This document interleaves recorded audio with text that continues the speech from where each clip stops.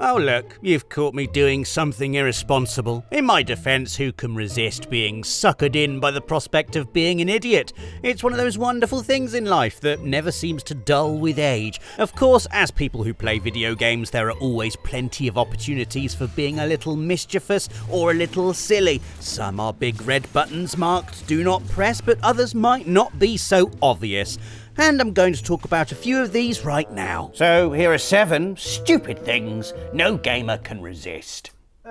Rob, was it you who pressed that switch?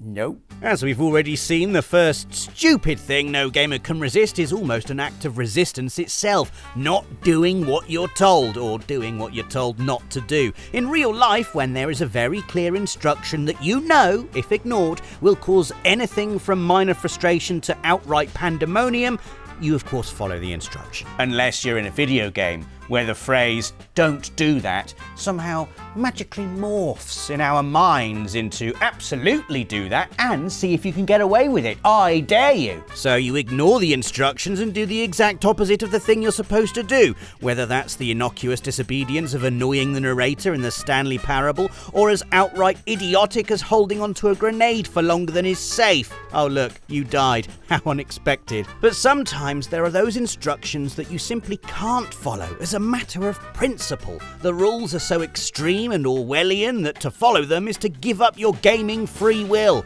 It is your right, nay, your duty as a gamer to fight against the forces of oppression and scream at the top of your lungs, "I will not be controlled. I will not submit. Do not go gently into that good tutorial. Rage. Rage against the constant telling us what to do." I'm such a rebel. You're dead. Maybe I should have listened. Stupid thing we can't resist number 2 is, funnily enough, the exact opposite of the first stupid thing. Following instructions. Not all of them, a very specific subset of instructions that, if followed, couldn't possibly end well. It's a bit like those Reddit posts about malicious compliance, people doing what their boss says even though they know it will break everything, just so they can smugly pull out the "I just did what I was told" card. Only it's in a game, and so the smugness is usually overshadowed by being dead. For example, in Portal, the devious AI GLaDOS instructs you to remain on the platform that is clearly heading for a fiery pit to receive cake. Now, we know the cake is a lie and the game clearly encourages you to escape and continue the rest of the story, but if you do as you're told, well, you die in a fiery pit. Funnily enough, Wheatley tries multiple times to kill you via instructions in Portal 2, the most obvious being when he wants you to stand still and be crushed. I've got to be honest, these two don't exactly make me feel great about the upcoming AI revolution. But that's what we get for obeying the instructions of a malicious computer program that clearly wants you dead, and using a painfully obvious trick no less.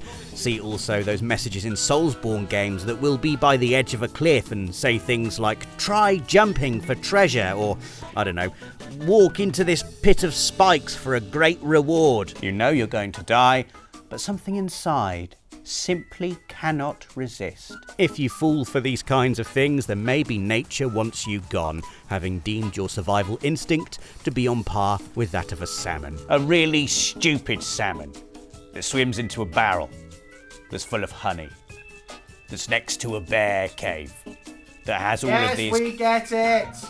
We can't resist doing stupid thing number 3 either, and that is killing people that we really absolutely positively shouldn't.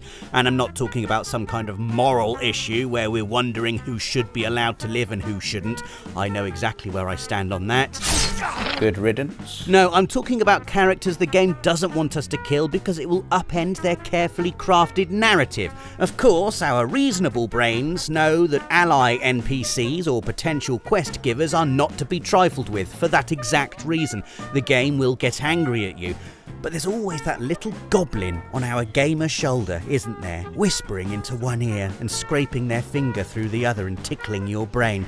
Throw a grenade at their feet. Go on, nudge them off a cliff. Go on, do it. I dare you. No, I shouldn't be doing that. All right then.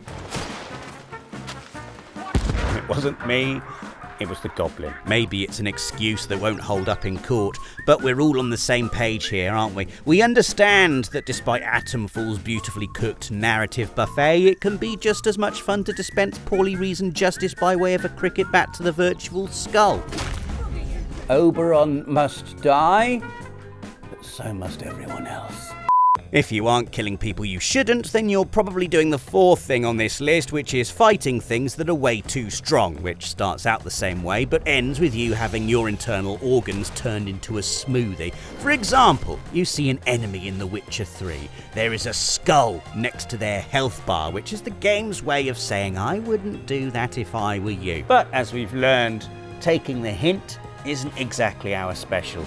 So we find the biggest, baddest, most obviously level 100 enemy we can and attack. Surely if I'm just really good, it doesn't matter how strong they are. Any misplaced confidence soon melts away as you realise you've done next to no damage. It's around this time you start to question the rationality of your choices and perhaps say a little prayer as your foe turns to face you. And then you die. To the uninitiated, this no doubt seems like lunacy, but Rob, surely there's no way you expected to win that fight, and realistically, this made-up voice of reason is probably right. On a subconscious level, there's got to be an awareness of my level 4 character's inability to take on a level 99 legendary noob crusher, that I'll never be capable of besting them in my current state, and I should stop trying. But what if, this time, I use... Number 5 now, and the fifth stupid thing no gamer can resist is about trusting the wrong people. We've already touched on this a bit with following instructions, but I think it's distinct enough to get its own category. It's less about the instructions they give and more thinking you can align with them or change them in some way. It's the whole I can fix them thing, only with more pixels. Take Morinth in Mass Effect 2. This serial killer fugitive claims the lives of her victims by merging with them during a mating ritual. The scandal. Morinth offers, and I quote the Mass Effect 2 Wikipedia, pleasure far beyond that of a normal melding. Regardless of any consequences, that's quite the claim to make. So naturally, you initiate things, maybe crack open a bottle of Citadel Merlot, and you're dead. Okay, bad example. What about Patches, who pops up in Demon Souls and tricks you into being attacked by a bearbug? Or when he kicks you down a hole in Dark Souls? Or when he's a spider and sends you to the Nightmare Dimension in Bloodborne? Or when... look, it doesn't matter. Essentially, Patches equals bad. But what if he's changed? No, Patches will never change. And given we keep falling for his tricks, apparently we haven't changed either, even though we really should have done. The sixth stupid thing is a bit like that moment when it's someone's birthday in the office and everybody gets a piece of cake to celebrate.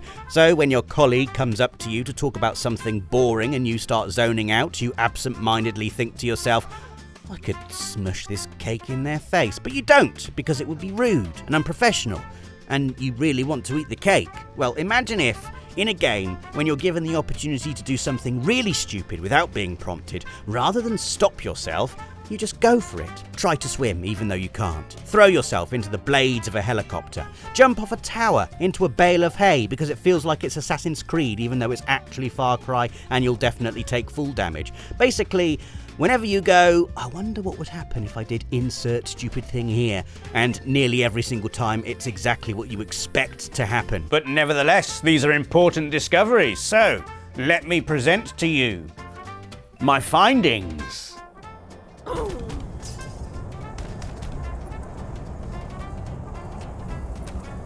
One must suffer in the pursuit of greatness. I don't know about you, but it's starting to look like the final stupid thing no gamer can resist is not learning from their mistakes. Because all of the previous entries in this list can be forgiven as curious folly or a genuine mistake the first few times you do it. But at this point, there's really no excuse. Continuing to be mean to nice NPCs even though you regret it immediately afterwards, or jumping down a hill in Skyrim only to overdo it and die from full damage, antagonising important characters so they either fight or ignore you for the rest of the game, licking a dead spider in Baldur's Gate 3, and then licking a dead spider in Baldur's Gate 3 again. for some reason. Committing friendly fire, driving an NPC off a cliff, thinking you can cope in an area you're clearly underleveled for, eating rotten game food, wearing armour that doesn't fit the situation just because you want to look cool. The list goes on and on and on. So it begs the question, are we just stupid? It's a question worth asking. I mean, the fact that this keeps happening in video games means the developers clearly expect it. Are we so predictable that our actions can be accounted for in nearly every scenario? Are we even choosing to do these things? Or are games subtly guiding us to these choices? Do we even have a choice? Are we free to choose? Is free will in games merely a confusing placebo to hide the fact that actions are predetermined by developers? Are the developers God? I game, therefore I am.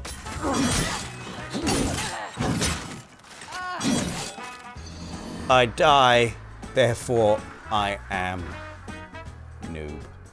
And that was 7 stupid things no gamer can resist. If you enjoyed this video, hopefully you can't resist giving it a like and leaving a comment down below. And it wouldn't be stupid to subscribe and click the notification bell, because then you get to see more videos like this every Friday and keep up to date with all things PlayStation. Thanks for watching, and I'll see you after I press the big red button that says do not PlayStation